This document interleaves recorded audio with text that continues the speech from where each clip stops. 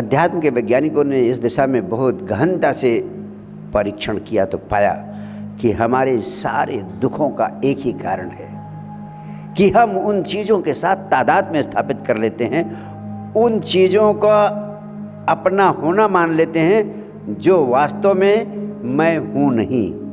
इसीलिए वो उपनिषद के ऋषियों ने एक महत्वपूर्ण बात कही कि अगर तुम जानना चाहते हो कि आत्मा परमात्मा क्या है, तुम कौन हो को पाना चाहते हो, इसका बड़ा अद्भुत उत्तर उपनिषदों ने दिया। और ये उपनिषद की संपदा अध्यात्म जगत की अब तक पृथ्वी पर पैदा हुई श्रेष्ठतम संपदा है। अध्यात्म के अनुभव की इतनी गहराई और इतनी ऊंचाई आज तक संपूर्ण पृथ्वी पर किसी भी आध्यात्मिक परंपरा में नहीं पाई जा सकती, नहीं देखी जा सकती। उन्होंने एक अद्भुत विज्ञान दिया। उन्होंने कहा कि अगर तुम आत्मा का अनुभव करना चाहते हो, परमात्मा का अनुभव करना चाहते हो, तो एक इस महत्वपूर्ण सत्य को समझ लो कि जो चीज़ भी तुम सोचते हो कि वो मैं हूँ, तुम्हारे जिंदगी का सबसे महत्वपूर्ण आध्यात्मिक प्रश्न यही तो है कि मैं कौन हूँ। और मैं कौन हूँ का उत्तर मिल जाए तो परम आनंद यानी परमात्मा आपके ऊपर बरस पड़ता है, आपके भीतर प्रकट हो जाता है। उपनिषदों ने कहा मैं कौन हूँ ये कैसे पता चल सकता है। उन्होंने कहा आप 3 महत्वपूर्ण चीज़ें हैं जिनके साथ अपना ऐसा संबंध बना लेते हैं कि आप समझते हैं कि मैं यही हूँ।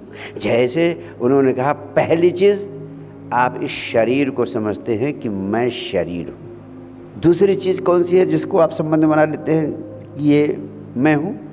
जो विचार, जितने विचार आपके जीवन में आते हैं आपको लगता है ये विचार ही मैं हूँ। क्रोध का, लोभ का, ईर्ष्या का, मोह का, ये सारा भाव का जगत जो आपको घेरे रहता है, इन संवेदनाओं के साथ इन भावनाओं को आप अपना मान लेते हैं। हमारा प्रेम भाव, हमारा मोह, हमारी ममता, ये लगता है कि सब हमारे भाव हैं, मैं ही हूँ। अपने भावों के साथ आप आइडेंटिफाई कर लेते हैं अपने को, मैं भाव हूँ।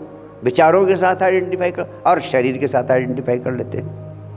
तो उपनिषदों ने कहा कि इन तीनों चीज़ों पर जिन्हें आप समझते हैं कि आप की हैं और आप हैं, अगर आपको पता चल जाए कि ये तीनों चीज़ आप नहीं हैं, तब जो बचेगा वही आप होंगे। इसलिए उन्होंने कहा कि इस स्वयं को जानने का सूत्र है नेति नेति। क्या कहा? नेति नेति, यानी शरीर नेति, मैं शरीर नहीं हूँ। अब ये बड़ा मुश्किल है, कैसे आप मान लें कि शरीर नहीं है। व्यक्ति मर जाता है, इसके बाद भी शरीर तो पड़ा रहता है, लेकिन कहते हैं कि मिस्टर एक्स नहीं रहे। इसका मतलब मिस्टर एक्स कोई चीज़ थे जो कि नहीं रहे, यद्यपि शरीर उनका पड़ा हुआ है। तो अगर ये प्रतीति आ जाए, ये सत्य आपकी समझ में आ जाए कि शरीर तो पड़ा है लेकिन मिस्टर एक्स नहीं है, इसका मतलब मिस्टर एक्स शरीर नहीं है। और ये अनुभव कैसे गहरा सकता है आपके भीतर? एक छोटी सी कहानी कहता हूँ। सिकंदर जब भारतवर्ष से गुजर रहा था, उसको लोगों ने कहा कि जब तुम भारत में जाना तो वहाँ की सबसे बड़ी अद्भुत चीज़ जो हो, हर देश में जाता था तो वहाँ की जो सबसे कीमती चीज़ होती थी उसको यूनान ले जाना चाहता था, दिखाने के लिए कि भारत की जो सबसे विशिष्ट चीज़ है उसे लेकर आया हूँ।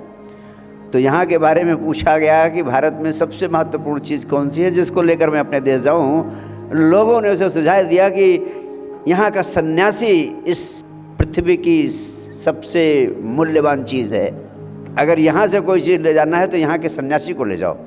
उसने खबर करा दी पूरे देश में और अपने वजीरों को भेज दिया कि जो यहाँ का सबसे मूल्यवान, कीमती, प्रसिद्ध सन्यासी हो उसे हमारे सामने उपस्थित किया जाए, उसे मैं लेकर जाऊँगा। कहते हैं हजारों सन्यासियों की एप्लीकेशन आ गई यूनान जाने के लिए। विश्व विजेता सिकंदर उन्हें लेके जाना चाहता था। अब उसमें खोज जारी हुई कि कौन सबसे मूल्यवान, कीमती, श्रेष्ठ सन्यासी है, उसे ले जाऊंगा। जब इसकी खोज की गई तो पता चला कि उस सन्यासी ने तो कोई एप्लीकेशन ही नहीं लगाई। तो उस सन्यासी को सम्राट के सामने पेश करने के लिए वज़ीरों की फ़ौज भेज दी गई।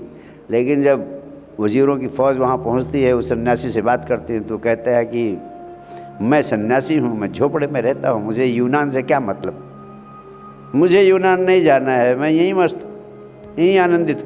लोगों ने कहा आपका आनंद जाए चूल्हे भाड़ में, उससे हमें कोई मतलब नहीं, हमारे सम्राट का हुक्म, आपको तो चलना होगा सम्राट के सामने और आपको उसके आदेश से जाना होगा यूनान।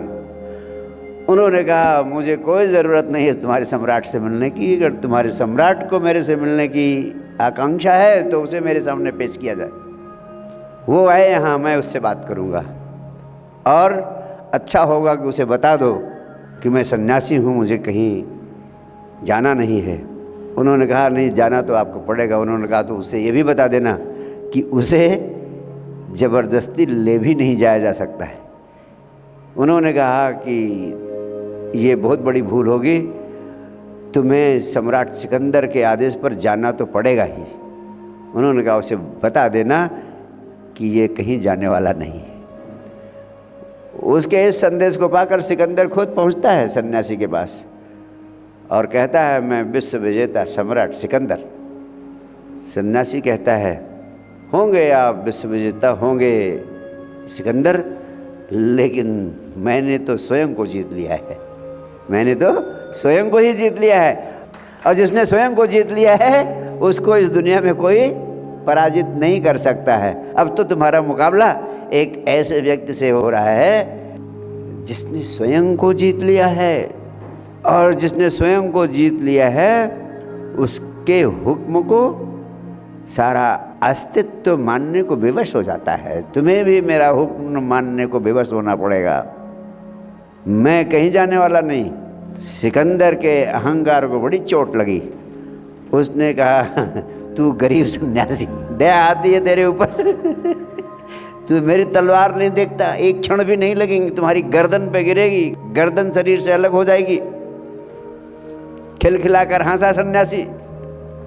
उसने कहा बहुत अच्छा होगा, तू इस गर्दन को काट, जैसे तू गर्दन को शरीर से अलग पृथ्वी पर गिरता हुआ देखेगा, वैसे ही मैं भी गर्दन को शरीर से अलग जमीन पर गिरता हुआ देखने का आनंद लूँगा। सिकंदर चौंक गया। सन्यासी कह रहा है मैं भी इस गर्दन को शरीर से अलग जमीन पर गिरते हुए गिरने का आनंद लूँगा। और कहते हैं उस सन्यासी को यूनान नहीं ले जाया जा सका। उसके इन वचनों के सामने सिकंदर सोचने को विवश हो गया, मजबूर हो गया। ऐसा आदमी जो मौत से भी नहीं डरता। क्यों नहीं डरता मौत से? क्योंकि उस सन्यासी को यह पता है कि मैं ये शरीर नहीं हूँ, इस शरीर की गर्दन कटेगी और मैं भी साक्षी भाव से शरीर के बाहर खड़े होकर इस शरीर की गर्दन को जमीन पर गिरते हुए देखूंगा, साक्षी हो जाऊंगा। ये कैसे संभव है कि तुम्हें इसका बोध हो जाए कि तुम शरीर नहीं हो? अगर पूरा पूरा इसका बोध तुम्हारे प्राणों में उतर जाए, इसकी समझ तुम्हारे जीवन का अंग बन जाए, तो एक बहुत बड़ी संपदा तुम्हें मिल सकती है। और मैंने पाया है कि इसका एक बड़ा सरल उपाय है। आप जिंदगी में जो भी कृत्य करते हैं, कृत्यों को करते समय करने पर कम, देखने पर अपना ध्यान केंद्रित कर दें।